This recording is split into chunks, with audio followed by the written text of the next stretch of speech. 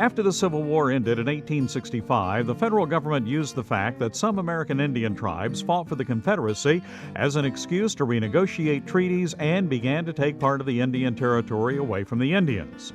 In addition, they bought a large parcel of land from 3 tribes. This land, the unassigned lands, was a large rectangle in the middle of the territory, and it was the area that many whites felt should be opened up for settlement.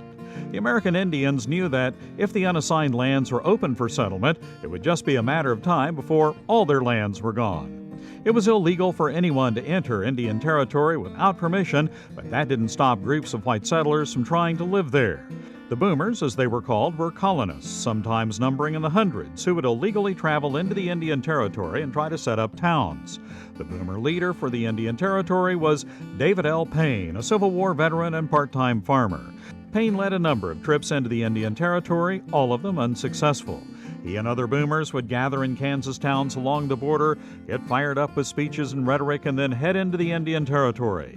They set up towns in various places, once in present-day Oklahoma City and another time near Stillwater and elsewhere.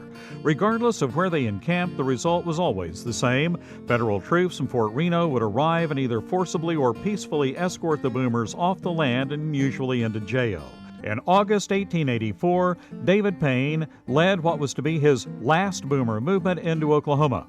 Settling near Rock Falls, 2 miles southwest of the present-day Bremen, Payne and his cohorts proceeded to lay out a town and began building structures, the first being the office of the Oklahoma War Chief newspaper. More than 300 people followed Payne to Rock Falls and started the process of settlement. It was in this week of 1884, on August the 7th, that soldiers from Fort Reno arrived at Rock Falls and ordered Payne and his followers to leave. Repeat offenders were arrested and first-time Boomers were escorted back to the Kansas line. The dozen or so primitive structures erected at Rock Falls were burned to the ground along with the printing press for the Oklahoma War Chief. Payne was taken to stand trial in Fort Smith, but managed to get a change of venue to federal court in Topeka, which later ruled in his favor.